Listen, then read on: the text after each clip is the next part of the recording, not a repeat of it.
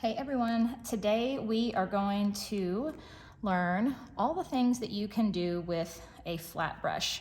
So in this brush series, we're going to break each brush down, and I'm going to show you some different techniques that you can use with each one of them. So we're going to start with our flat brush. This is probably the most commonly used paintbrush because it is so versatile and you can use it for so many things. So I've got two different sizes here. These are out of my brush set that we're going to start with. So I've got a large one and then obviously a smaller one. So we're going to start with the large one. And I am just loading up my brush. So when you're loading, you want it to be kind of loaded on both sides of your paintbrush so you get nice smooth brush strokes. And we're just going to start with very simple. We're just going to cover surfaces. So large flats are really good for backgrounds, for blending, and you can kind of see how quickly you can fill in a section like this.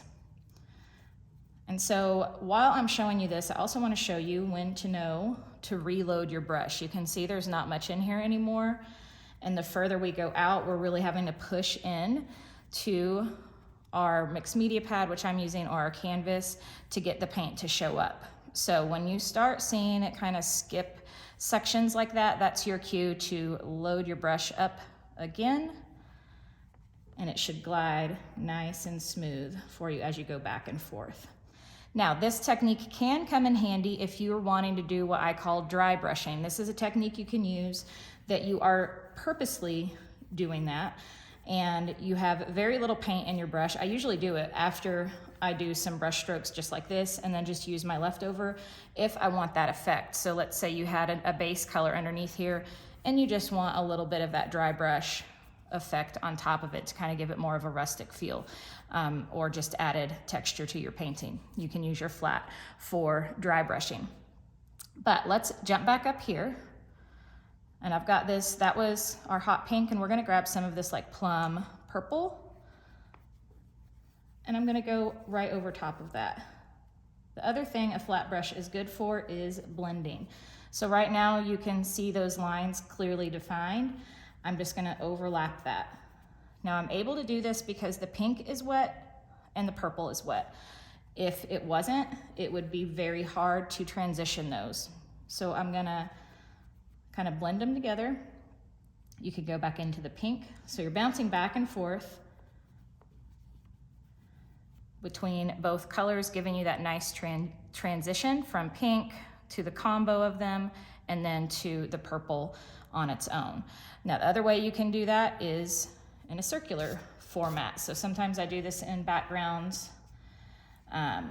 If you kind of want it to have like a radial center, maybe like a moon or a sun. Obviously, we're doing this with pink, but whenever you're doing this type of blending, you don't want your circle to end up looking like a bullseye, right? So we've got our purple and our pink, and right now it just kind of looks like two rings together. So again, where those two colors meet, we're going to go back, and you move quickly when you're blending. You don't want to wait too long, especially if you are painting on something like paper or wood where the paint dries quicker. You want to move quickly to get that blended nice transition. And then if you need to, you can come back, pick up more of your pink in the middle and transition out. Now keep in mind, whenever you're doing this, this doesn't mean this has to be your finished background.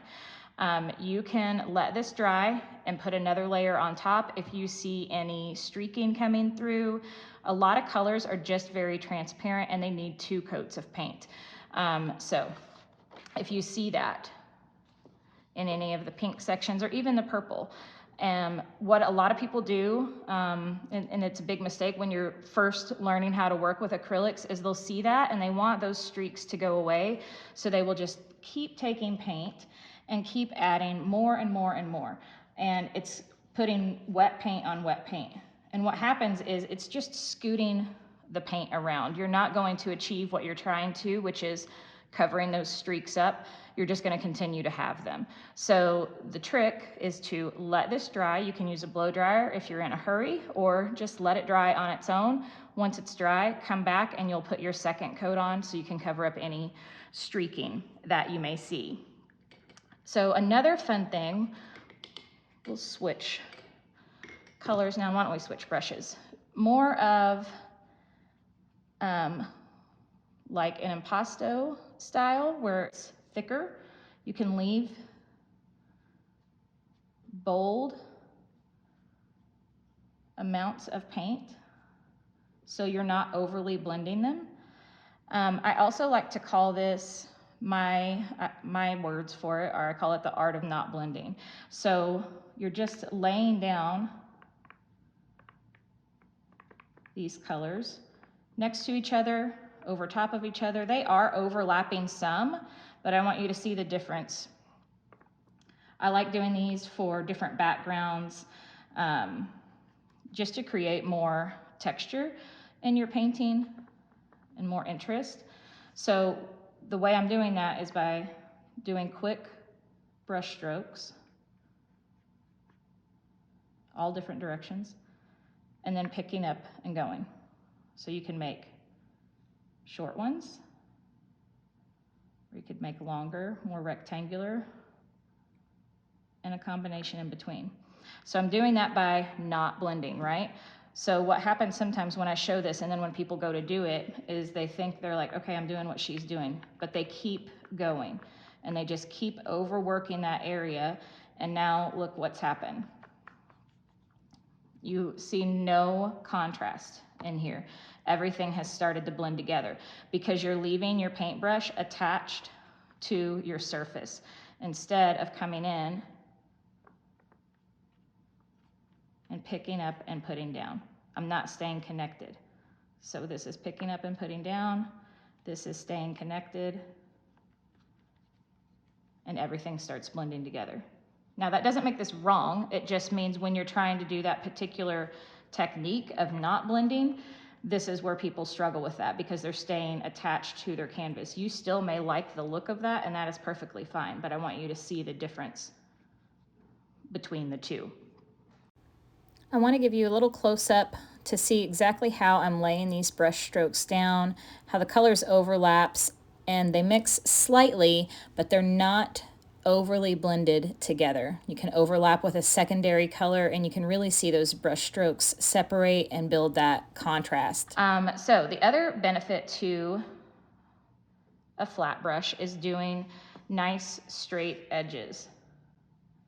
So this is what I'll use when I'm doing a horizon line.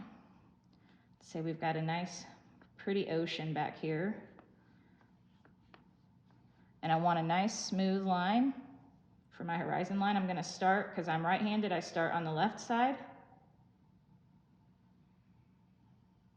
and pull across. And you get that nice smooth edge. This is good for when you're doing any kinds of shapes, obviously, especially squares and rectangles. You're going to want to use a flat brush for those versus a round or like a filbert. So sides of buildings, anything that you need a straight edge for. And then one of the last things I want to show you that you can do with this brush is like evergreen trees. I love this technique. It's very simple. We're just going to kind of do like a little line here as like our tree trunk. And I like to start at the top and I'm holding it up and down. Okay, so I'm holding it vertically and I'm just going to start kind of dabbing and then see how I'm slowly turning my brush and just start staggering out. We're going to overlap that tree trunk that is just really our guide, and we'll start coming in. I'm going to try to hold my brush so you can see. I'm just kind of making these little dashes that are overlapping So we're just kind of overlapping as we go down. And you can decide how much you want space in between. There's all kinds of different evergreens, but this is a really easy way to kind of get that look. And of course we could take it a step further and, you know, put some lighter areas on top of that and start creating that contrast. But I like using a flat brush for this technique. It's a very simple way to start making trees.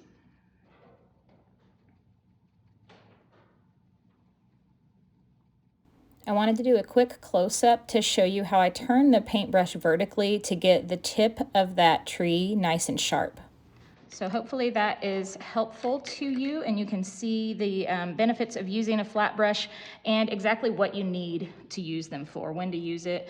I would say anytime you're doing any kind of huge blended background, when you want to kind of create this look of the not blending and staggering your shapes on top of each other, your brush strokes, more of a impasto style, and of course you can add, I'm using just regular craft paint, but that works great with thicker bodied paint as well. Any of your square or rectangular shapes, your horizon lines, any straight edge that you need, buildings, horizon lines, anything like that, the dry brushing technique that we talked about, and then just some quick, easy evergreen trees. So I hope you have found that helpful, and stay tuned for the next brush.